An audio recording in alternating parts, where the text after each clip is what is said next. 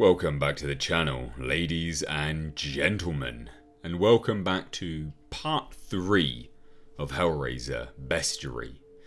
Now, this is the ongoing series I'm running here on the channel, releasing these comics every Monday, Wednesday, and Friday. With respect to this is actually the continuation of the very long-running series I actually did here on the channel for some time, which is parts 1 through to 33. If you've missed them, you'll find part 1 linked down below, and they're actually compiled into their own stories. It's actually about 7.5, bordering on 8 hours of runtime. So if you have missed them, please do go and check them out, because to understand this, you do have to understand that story. I know it doesn't seem like it's connected as yet, but it deals with the aftermath of it, sort of. So there is some connection there, and as always, a bit of background is very, very important. Also, I want to address some of the comments on the last 2 videos. A lot of people seem very confused with the first one and then part 2. Part 1 was scene setting. You understand that Pinhead, now back in his station as Hell Priest, but once a man, is experiencing a great deal of change. He's struggling not to show it, and he is indeed showing it quite massively, but he's a very different, changed demon at that point in time. And then, of course, part 2, which showed the return of the eremite, which is the lament configuration guardian. Now, the reason why that's important as a bit of scene setting and a bit of background is that 1, the eremite is back because, of course, it was actually killed in the previous comics run. It had its head cut off. And then secondly is the fact that humans are very much more aware of hell at that point in time and the setting of this now comic timeline. So I just thought I'd clarify that because it is really important and it seemed to confuse a lot of people. So hopefully I've cleared that up. But that being said, ladies and gentlemen, I hope you've enjoyed these so far. These are a little bit smaller bite size up until now, so this episode isn't quite as long. But when you get into the next one, then we're going into the 10 to 15 minute runtime of these comic read-throughs, just as a bit of a pre-warning. But anyway, that being said, let's dive right in. Please, no. I've made a terrible mistake. A mistake? Yes. I shouldn't have opened the box.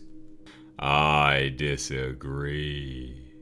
I believe you made the right choice. And in time, I think you will see the wisdom in your... Drop it! Pinhead and a man face off against one another. But it seems the man is not quite as weak and feeble as he previously made out. As the man shouts "drop it," looming from above, we see Pinhead in a cage. The cage comes down. A large whoosh of air, and the man is blown back. Pinhead is captured, perhaps. But he speaks, defiant as always.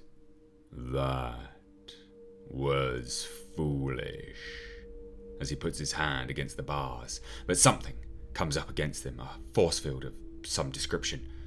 What? Now! The man shouts. And as the man shouts this, we see who he is calling to. A group of mercenaries of some description. They unleash hell on the Hell Priest. Bullets ricochet through him, and he goes down. But how can this be? How can the High Priest of Hell go down? Perhaps the seal that the Harrowers once used. Is it dead? Let's see. You dead devil. He's not dead. He moans and groans. Didn't think so. Pretty soon, though, you're gonna wish you were. Again, defiant as always. I'll make you suffer. You see these, devil? You know what these are, what they do. Course you do. The man points to some form of pattern. On the bars, it looks like crosses. Lorato, get the chain. Yes, love. I'm opening the cage. Herman, be ready to terminate if the demon tries anything stupid. With pleasure, boss. Now, the High Priest of Hell, Pinhead, the one who typically summons the chains, is now encased in chains of his own. How many, devil? How many have you burned and tortured? Dozens? Hundreds? Thousands? What does it feel like now that the shoe is on the other foot? If you plan on torturing me, I have only one request. And what is that? Do it slowly. Well, I regret to inform you that we're not here to torture you. We're here for these. The man points to Pinhead's jewelry. The pins in his skull. The gift from Leviathan. Our benefactors are offering $100,000 per pin. So I say to you all, as he pulls out a pair of pliers, let's get rich. So, ladies and gentlemen, I don't normally do these. I don't normally do a recap.